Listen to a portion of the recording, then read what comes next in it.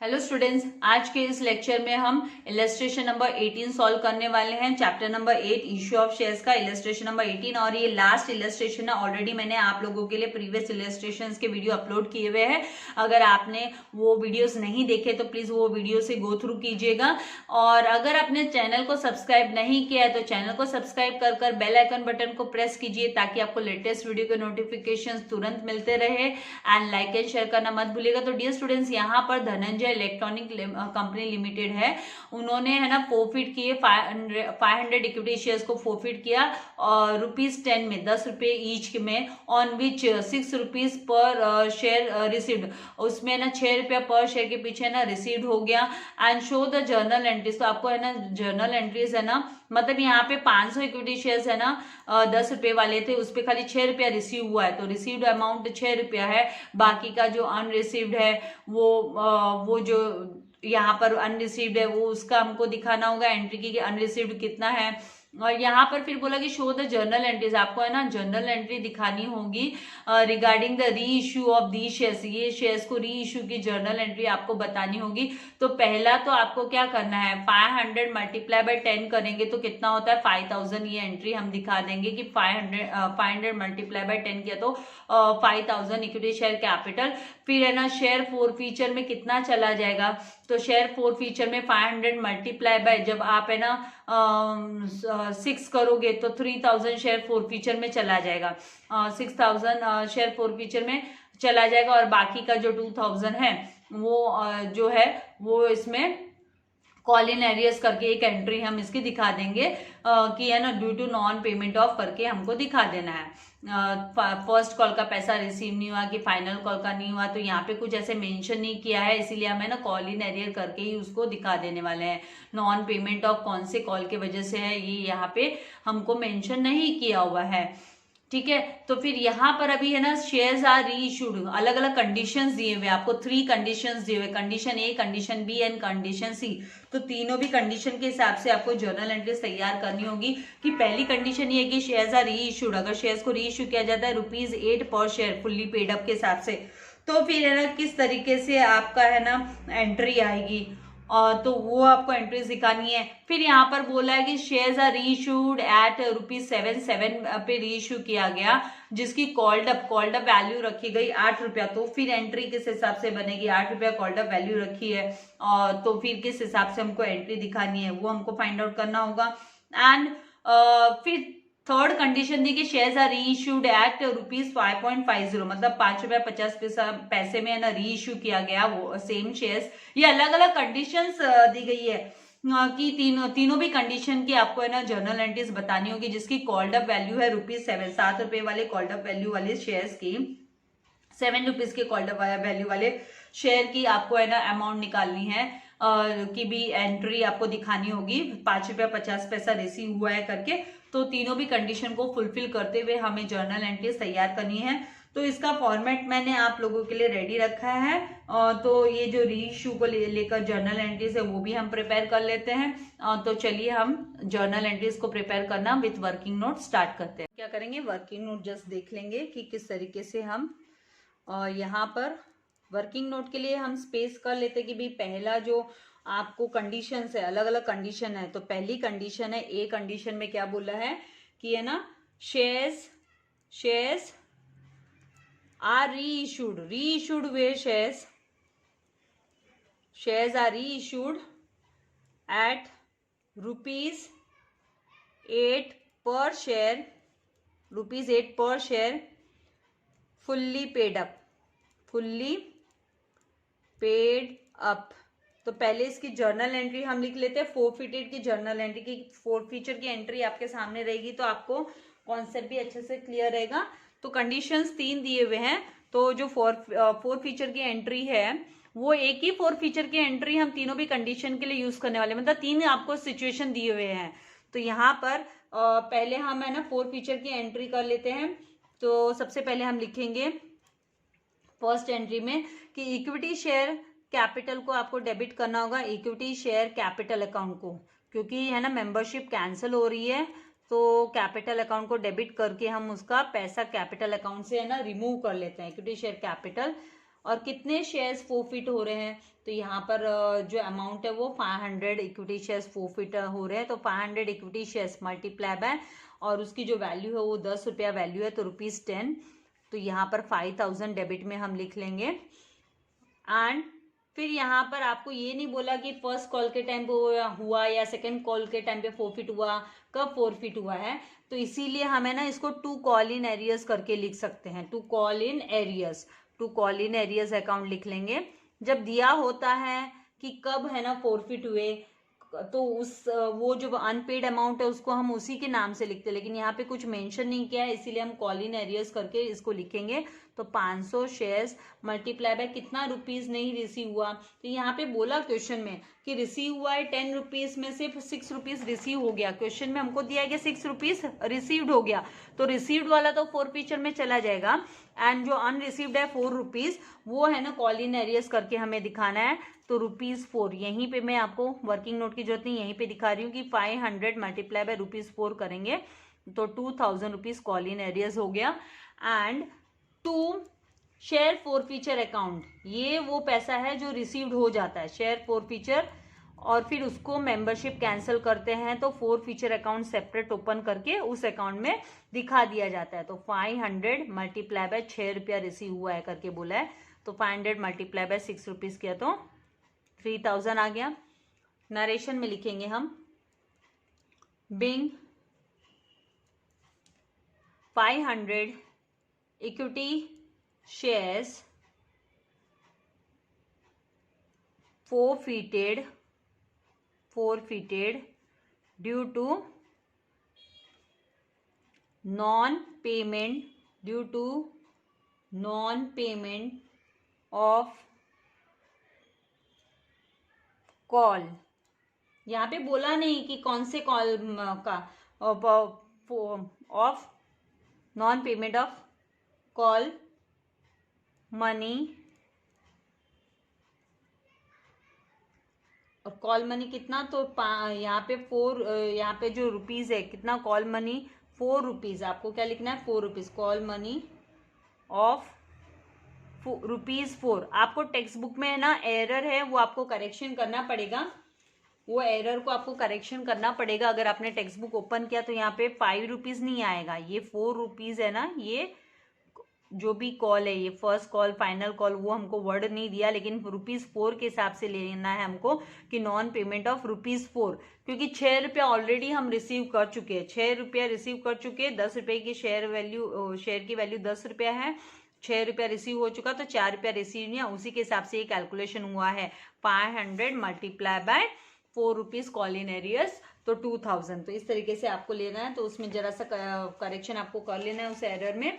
Now next, अभी यहाँ पे कंडीशंस के हिसाब से, तो ए कंडीशन ये हमारी हमें ना सॉल्व कर रहे ए कंडीशन की, कंडीशन नंबर ए, यहाँ पे हम एंट्री नंबर कंडीशन के हिसाब से डाल देते। कंडीशन ए में पहली एंट्री जो बनेगी वो बनेगी, आपको बोला शेयर्स वर री इशूड, तो यहाँ पर री इशू हुआ 8 रुपया फुल्ली पेड अप के हिसाब से री इशू हुआ है।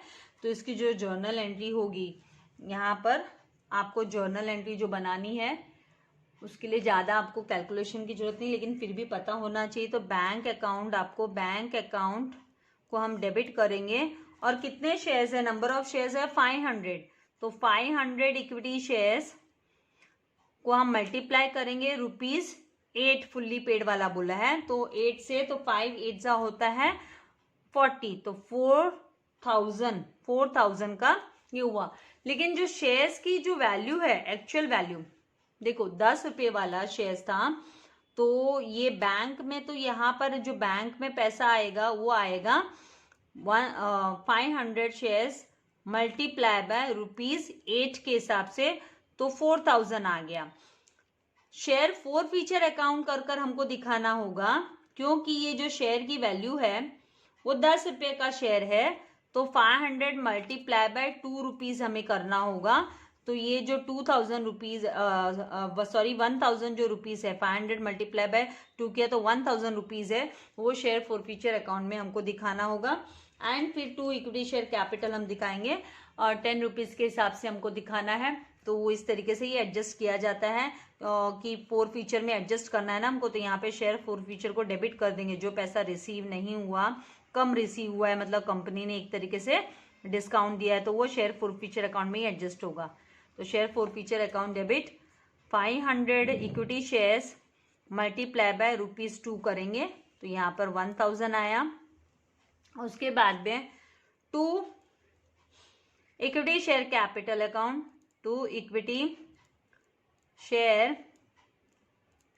कैपिटल अकाउंट 5000, क्योंकि 10 रुपये की वैल्यू है शेयर की, तो उसी के हिसाब से इक्विटी शेयर कैपिटल क्रेडिट में हम ₹10 के हिसाब से ही दिखाएंगे। तो 5000 आ गया।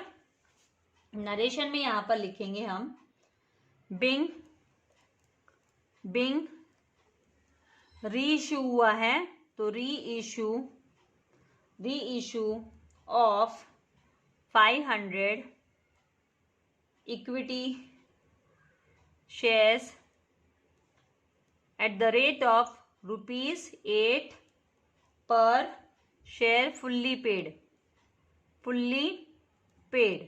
तो मैंने आपसे पहले भी प्रीवियस सम्स जो हमने सॉल्व किए तो उसमें बताया कि जब भी री इशू का केस होता है तो बाकी का एडजस्ट करके अमाउंट कैपिटल रिजर्व में चला जाता है। तो हमें किस तरीके से उसको कैपिटल रिजर्व में हमको दिखाना होगा, तो वो मैं आपको दिखा देती हूँ कि यहाँ पर है ना जो एंट्री आएगी, ये अब ये देखिए यहाँ पर शेयर फोर फीचर में 3000 है, एंड यहाँ पर जो फोर फीचर में ये देखिए ये है 1000 है, यहाँ पर 3000 है, यहाँ पे 1000। आपको इस तरीके से पेंसिल से करना नहीं है एग्जाम में, मैं आपको समझाने के लिए डायरेक्ट फटाफट समझाने के लिए यहाँ पे बता रही हूँ। तो ये जो शेयर फोर फीचर में यहाँ पर क्रेडिट में 3000 और यहाँ पे डेबिट में 1000 दिख रहा है, तो 3000 एंड 1000 का जो डिफरेंस है 2000 का डिफरेंस, वो है ना शेयर फोर फीचर अकाउंट को डेबिट करके आपको दिखाना है। Share forfeiture account debit to, वो कैपिटल रिजर्व में चला जाएगा, कैपिटल रिजर्व अकाउंट लिखना है आपको जब तक वर्किंग नोट नहीं पूछते तो हर एक छोटी छोटी चीज के लिए आपको वर्किंग नोट की भी जरूरत नहीं है। आपको डायरेक्ट ऐसे कॉन्सेप्ट समझ में आ जाता है कि भाई 2000 का डिफरेंस है तो शेयर फोर फीचर अकाउंट को डेबिट कर दो एंड कैपिटल रिजर्व को क्रेडिट कर दो, क्योंकि हम कैपिटल रिजर्व में ट्रांसफर करते हैं इस पैसे को, तो 2000 ये कैपिटल रिजर्व अकाउंट में आ जाएगा। तो ये तो ए कंडीशन की सिचुएशन में यहां पर being balance of share four feature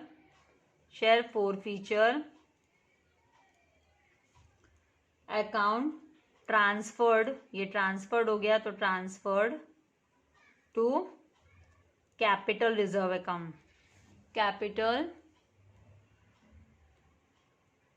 reserve account. Now B condition पर आते हैं। तो बी कंडीशन में हमें क्या बोला है, तो बी कंडीशन में पहली एंट्री जो री इशू की होगी, तो यहाँ पर पहले छोटा सा हम स्टेटमेंट लिखते हुए वर्किंग नोट कर लेते कि शेयर्स आर रीइश्यूड एट ₹7, 7 रुपये में री इशू हुआ। कितने रुपीज में री इशू हुआ, तो 7 रुपीज में री इशू हुआ। और जहां पर है ना कंडीशन हमको दी कॉल्ड अप जो कैपिटल है, कॉल्ड अप बोला कि ₹8 कॉल्ड अप, मतलब कंपनी ने 8 रुपया ही कॉल्ड अप किया और फिर 7 रुपये में उसको री इशू किया। तो आप इसकी किस तरीके से एंट्री बनाओगे, तो जब कॉल्ड अप अमाउंट 8 रुपीज है तो 8 रुपीज के हिसाब से है ना कैपिटल अकाउंट में, शेयर कैपिटल अकाउंट में, इक्विटी शेयर कैपिटल में जाएगा। तो यहाँ पर बैंक में जो पैसा आएगा, बैंक में जो मनी आएगा, रिसीव होगा, वो 500 शेयर सेम फॉरफिटेड शेयर्स पे ही हम कैलकुलेशन कर रहे हैं। तो 500 मल्टीप्लाई बाय ₹7, री इश्यू कितने में हुआ, 7 रुपये में री इश्यू है, तो मल्टीप्लाई बाय 7 करेंगे।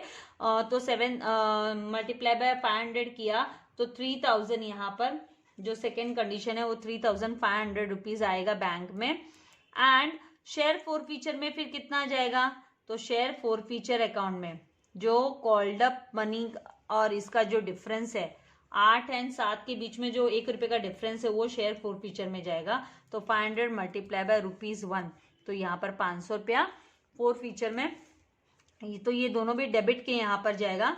डेबिट में हमको ये लिखना है। एंड जो क्रेडिट में हम लिखेंगे, क्रेडिट में जो एंट्री आएगी वो शेयर कैपिटल की आएगी, तो शेयर कैपिटल 8 रुपए के हिसाब से आएगा।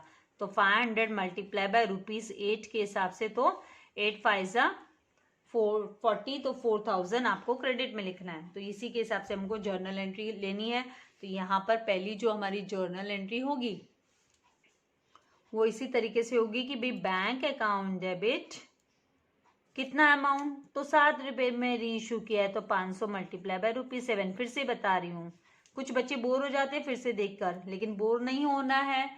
रीजन, आप बोर होगे तो कैसे चलेगा, आपको मार्क्स स्कोर करना है करके मैं रिपीट करती हूँ चीज़ों को, रिपीटेशन, ताकि आपको, ये मैं डायरेक्ट के लिए बता रही हूँ, ये मैंने आपको वर्किंग नोट दिया स्टार्टिंग में आपको चीज़ों को समझने के लिए। अब मैं आप डायरेक्टली एक बार सीख जाओगे तो किस तरीके से आप डायरेक्टली यहीं पे समझ सकते हो कि बैंक में कितना आएगा। तो 500 मल्टीप्लाई बाय ₹7, तो आ गया 3500।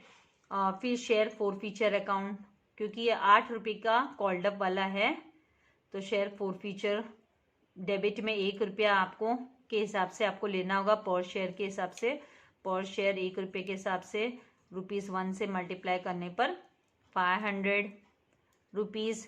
2 इक्विटी शेयर कैपिटल, क्योंकि called up money, equity share capital account,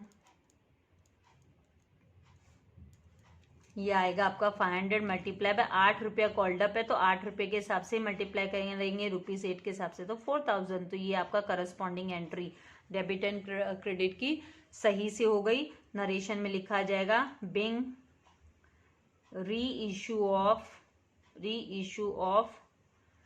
500 forfeited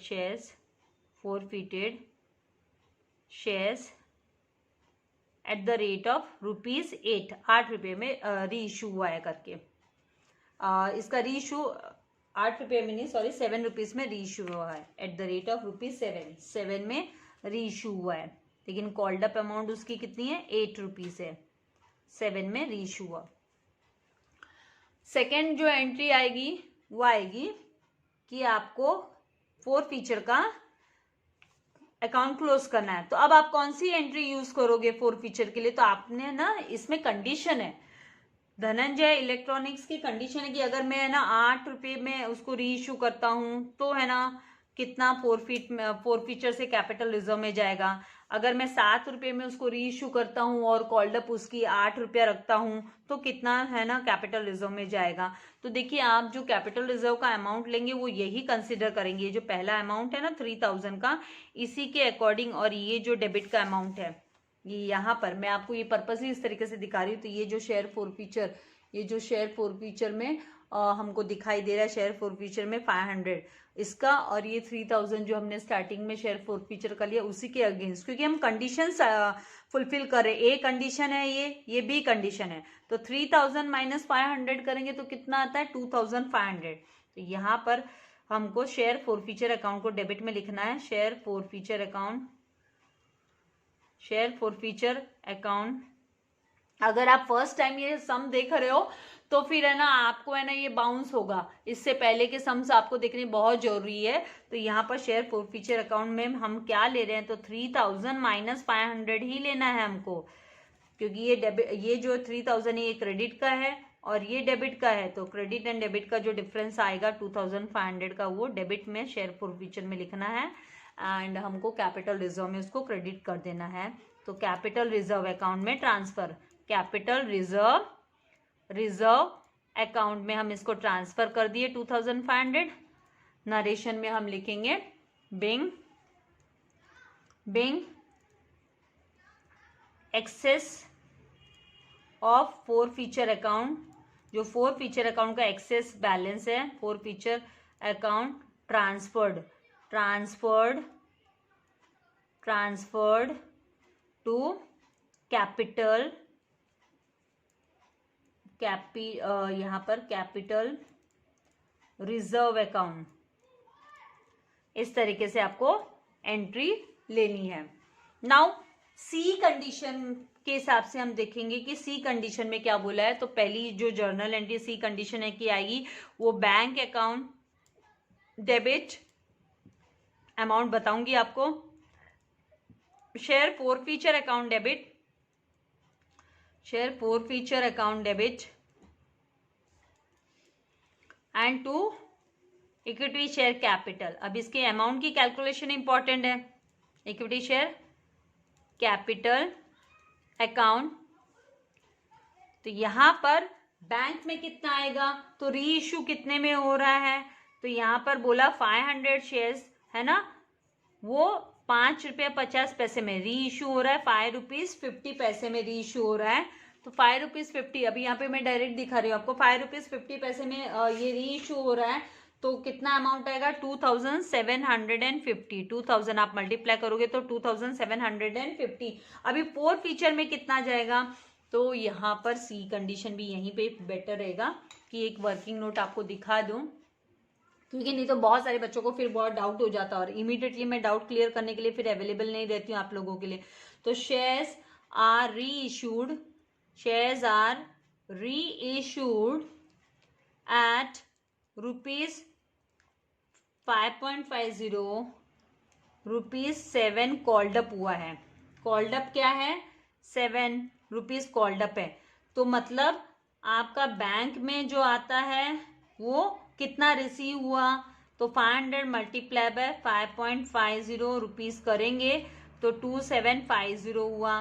फिर आपका शेयर फोर फीचर अकाउंट में कौन सा अमाउंट आता है, तो share forfeiture account debit में आपको ये दोनों डेबिट की एंट्री है, तो 500 मल्टीप्लाई बाय, आप है ना 7 रुपया और ये 5 रुपया 50 पैसे का जो डिफरेंस है 1.50 जो डिफरेंस आता है, इससे मल्टीप्लाई करना होता है आपको शेयर फोर फीचर के लिए। तो 1.50 से मल्टीप्लाई किया तो यहाँ पे 750 रुपीज यहाँ पर आएगा, 750 रुपीज। अब हमें क्या करना है, ये तो दोनों अमाउंट है वो डेबिट की यहाँ पर हम लिखेंगे। अभी इक्विटी शेयर कैपिटल में कितना आएगा, तो इक्विटी शेयर कैपिटल में हमको लेना होगा 500 मल्टीप्लाई बाय, ये क्रेडिट में एंट्री आएगी, ये क्रेडिट में आएगी, तो 500 multiply by 7 rupees called up है, 7 रुपीज कॉल्ड अप है तो मल्टीप्लाई बाय 7 होगा, तो ये रुपीज 3500 यहाँ पर आएगा। तो इस तरीके से इसकी जो जर्नल एंट्री होती है वो प्रिपेयर होती है, मतलब अमाउंट की कैलकुलेशन। तो उसी के अकॉर्डिंगली ये जो जर्नल एंट्री में शेयर फोर फीचर में कितना, तो शेयर फोर फीचर में 500 शेयर्स मल्टीप्लाई बाय रुपीज 1.50, तो यहाँ पर 750 रुपीज आया। इन दोनों का सम अप भी 3500, और अगर आप डायरेक्टली 500 मल्टीप्लाई बाय 7 करते हो तो इस तरीके से टैली होना चाहिए आपका अमाउंट, तो इस 3500 आता है। नरेशन में लिखेंगे बिंग